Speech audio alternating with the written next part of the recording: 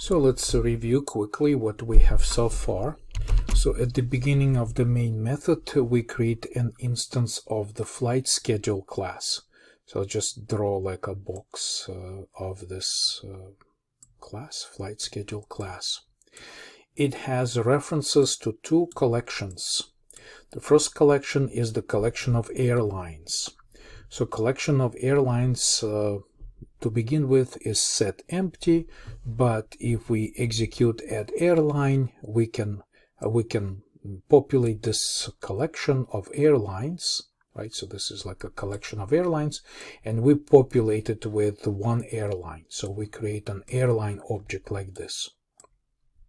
Okay, so this is flight schedule, this is collection of airlines, and this is an instance of an airline class. I'll just mark it with an A, airline. So then we proceed to add flight. Inside flight schedule, we have something that's called flight map. Flight map is another example of a collection, and of course at the beginning it's also an empty object. But when we add the flight, we ask for the airline code, we validate airline code, and we ask the flight schedule to give us reference to this airline. So this airline is now available to us. So this is the first thing that happens in the process of adding flight. We get the airline, the reference to the airline object that's supposed to be already on file. And we ask the user for a simple integer that represents the flight number. So then we create new flight object with this airline and with the specified flight number, right? So we just create this flight object just like this. We just create new. So this is the flight object.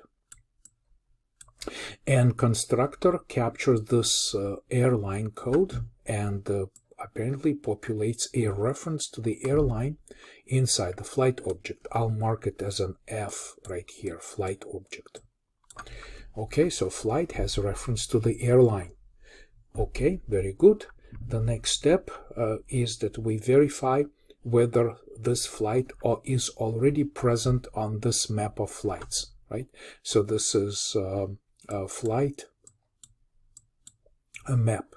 FM, flight map right here. So we have a method that validates whether this flight already exists. And we simply call isFlight exist. This is the method also built into the flight schedule object right here. So this is flight schedule object. Okay. So the next step is that we simply add this object to the map, right? So now the map will have an entry that uses the flight ID with which is a concatenation of the airline code and flight number, which is the key, and the flight is added to this collection. So now what we have here is that as a result of executing this far, right? So this far up to here, to this line right here, put on the map, we have created the flight object. And this flight object references correct airline. And this flight object is also present in this map. So the flight schedule now gets this entry, and this is how the entire flight schedule is put together.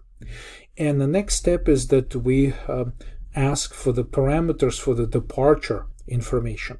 And we create new departure arrival information object right here, right? So this is where we create new departure and arrival information object with all of these data attributes: date of the week, time, airport code, and gate.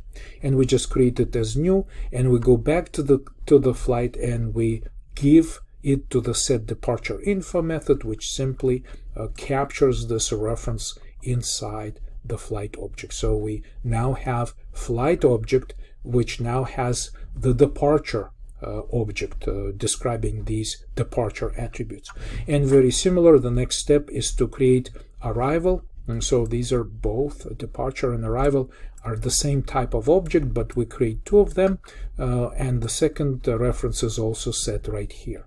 So this is the departure information, and this is the arrival information, right? So this is the arrival information, departure and arrival information.